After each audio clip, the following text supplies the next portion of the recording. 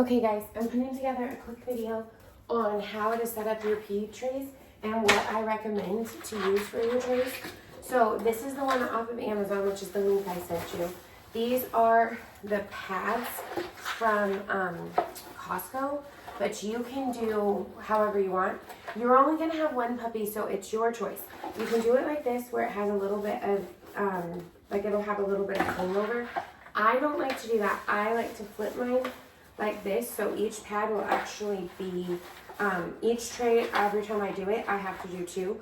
But mine's a completely different ballgame because I have 9 puppies going all at the same time, so it doesn't have time to dry, where with yours, it shouldn't be that bad. But you're gonna take your puppy pads, you're gonna lift up this one tray part, you're gonna wrap it around. If you just do the one, you won't have this, you'll just lay it down.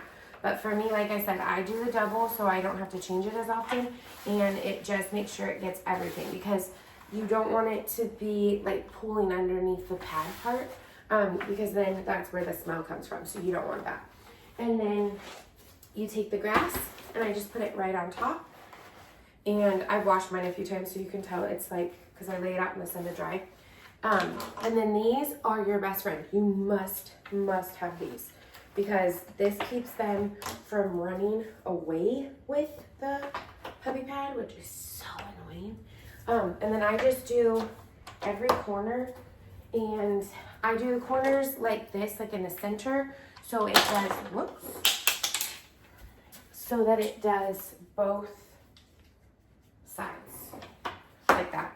And then that way it can't go. And then just tuck your puppy pad all the way inside so that they can't get anything. So all that you see is the green part. See? And then you're set to go.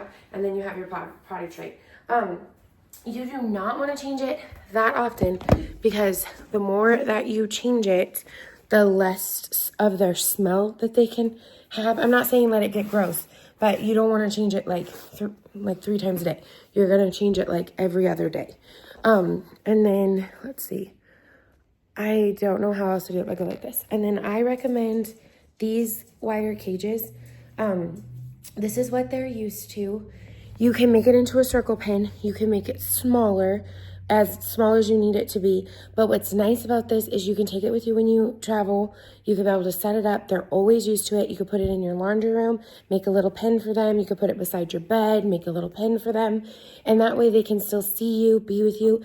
And anytime you are not with your puppy, anytime you're not able to like sit down and actively engage with your puppy, put him in the pen. So like for us, when we have just 1 or 2 left, we put a pin right here by the door, so that way you could see there's the couch, there's the pin, and our puppies, your puppies, have already practiced that with us. So that way they see us, but they're not with us. They'll cry a little bit at first because they want you, but eventually they'll get used to it. And that's how you prevent accidents, because a puppy is going to follow you anywhere you go, and if it's too far away from his spot, he won't know where to go. So that's what you do to make sure, for the first like month or so, till they really know where potty goes. If you're paying attention to it, totally take it out. But if you're not actively engaging with her, put her in there and give her like a bone to chew on, or like a special treat. Like I have a special bone that they only get to have when it's crate time. So that way it associates happiness with the crate and it doesn't make it be boring. Especially if you're one of my friends that are only getting 1 versus 2 puppies. Siblings are always great because they tire each other out. They're built-in best friends. You don't have to worry about feeling guilty if you have to leave them. If you're taking it home to another dog, same thing. You don't have to worry so much about that mom guilt. And the best part is you'll get all the cuddles and they'll tire each other out. And that's the best part of having 2. The last thing I'm going to talk about is the pads. So if you've seen my videos, or if you have been to the house, I have pads that absorb, okay? Now, my pads I do not recommend long term. I use these pads because I have puppies that are learning how to go potty, and I'm trying to teach them, and there is a lot of them. So for me, I need the absorbing. You want waterproof pads. So, and water repellent. I put a link in my that email that I'll send you guys. But the reason you want the water repelling ones is because you want the puppy to feel the accident. It's the same reason when you're potty training, you don't keep trying to potty train them in a diaper. You switch to pull-ups that make it wetter feeling, or you just straight go to underwears, and it trains them faster. Because the ones I have absorb it, so they don't know any different. If they make a mistake or things like that, it's just gone. Where with the water repelling one, it'll sit on top, just like if they were to pee on like hardwood floor or something. And then you want to wipe that up. And I linked a spray. Dogs are all about scent. So this spray, you would spray the mess to clean it up, and it would eliminate the smell. And that's what you want. You want the only smell to be where the puppy pad is. And I promise this sounds like a lot, but it's super simple, and they potty train really fast. And don't forget, they're already doing it with me. So if you just keep enforcing the same thing, they'll be potty trained at your house, even probably within a week.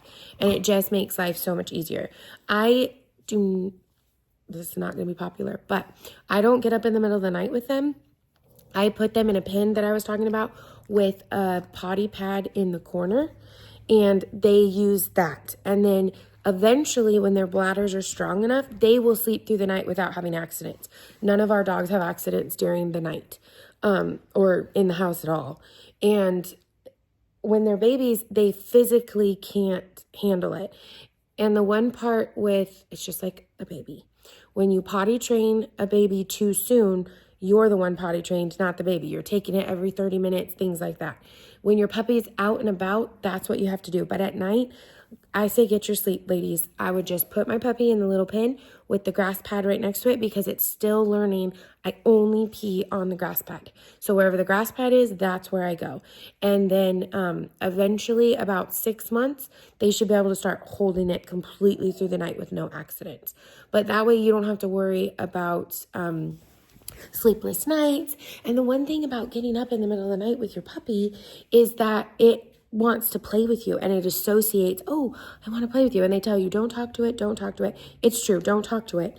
But they still don't go back the way they're supposed to. So when you can do the little pads, that makes it where they're still potty trained. Some people in small apartments fully do that, and that's the only way. Like in bigger cities, that's how they train their dog to go all the time. And to each their own. That's up to you, girls. But that's what we have found is the best way and the most convenient way for the owners as well. And you guys can do it however you want, but I know people asked, and that is what we do.